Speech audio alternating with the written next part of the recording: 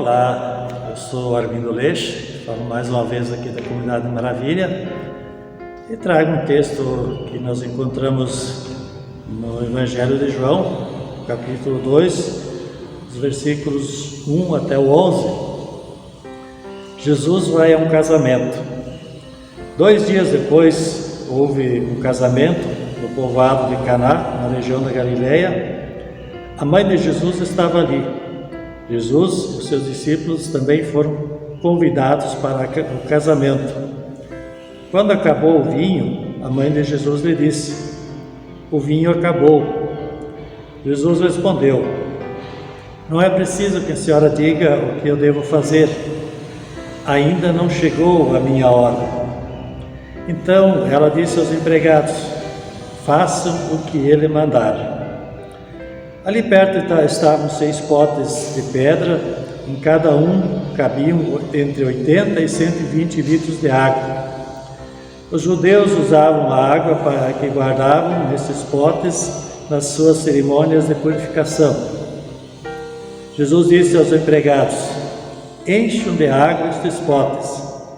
Eles os encheram até a boca e em seguida Jesus mandou: "Agora tirem um pouco da água destes potes e levem ao dirigente da festa." E eles levaram.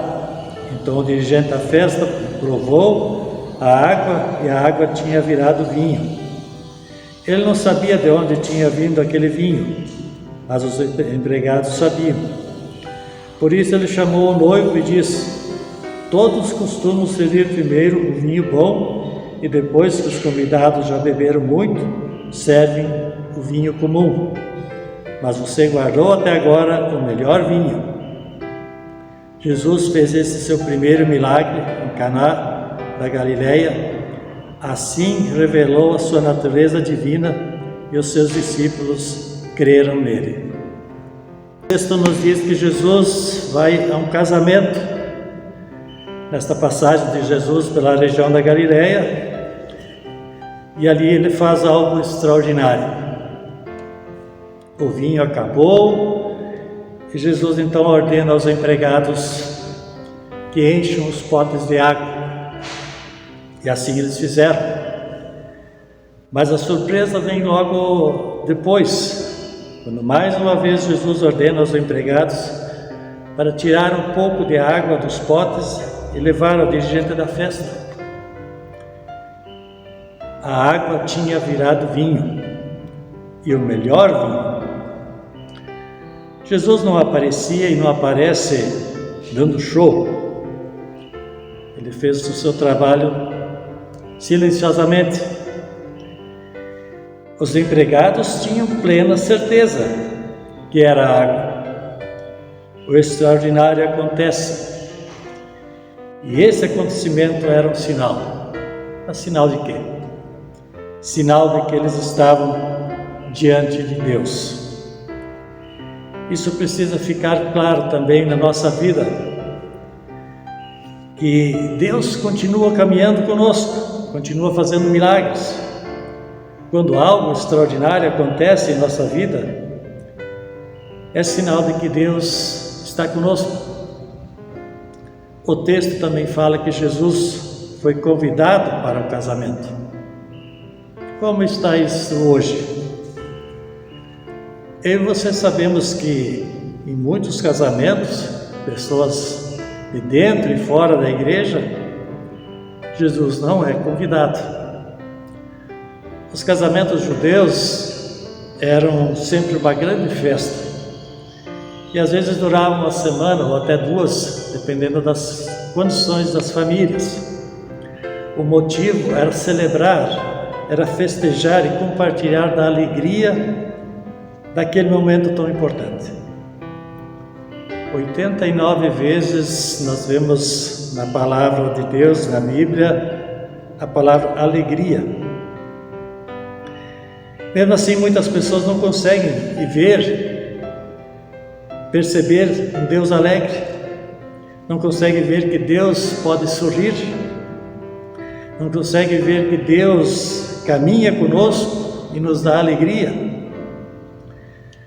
Por isso que algo me preocupa, e eu me incluo nesta situação, que nós conhecemos a Deus, mas realmente nós não transmitimos essa faceta de um Deus alegre, e sim transmitimos a faceta de um Deus diferente.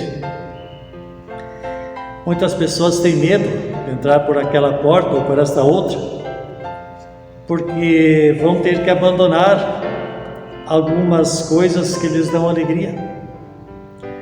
Certamente algumas coisas vão ter que abandonar, outras não. Nós também conhecemos pessoas que não vão à casa de ímpios, pessoas descrentes que não têm fé.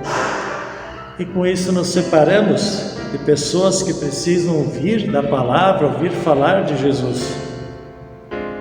E com isso não estamos sendo sal nem luz para os perdidos, indo em busca dos que precisam perdão, fazendo um convite para se achegar à comunidade, à igreja. Se nós voltarmos um pouco na Bíblia, em Lucas 15, nos versos 11 e 32, onde temos a parábola do filho pródigo, que nós conhecemos, vejo alguns sinais da nossa falta de alegria, como o filho mais velho desta parábola, que depois que o filho mais novo retorna à casa do pai, arrependido, e o pai faz uma grande festa, o filho mais velho fica irado, zangado, e não quer participar da festa. Existem alguns sinais, e eu creio que isso acontece conosco, e que nos dão alguns indícios que nós estamos nos tornando esses filhos mais velhos. Pode ser que tenhamos 20 anos, pode ser que tenhamos 80. Isso acontece no coração, na alma. Esse filho mais velho não consegue perdoar porque se sente superior. E quando nós nos achamos superiores aos outros, nós não perdoamos facilmente. Nós não podemos nos achar melhor, que a nossa comunidade é melhor, que Deus trabalha para mim, que Deus é para mim, que eu sou mais para Jesus. Não podemos ter atitudes raivosas e às vezes hostis com as outras pessoas. Devemos ser, sim, discípulos de Jesus. Ele deixou-nos estes exemplos. Fazer o nosso trabalho com alegria, indo em busca daqueles que se perderam, se afastaram. Conceder perdão, pedir perdão, porque não somos melhores. Nós nascemos em pecado e cometemos pecados. Cristo pagou pelo nosso pecado, por sua morte e morte na cruz, nos resgatando.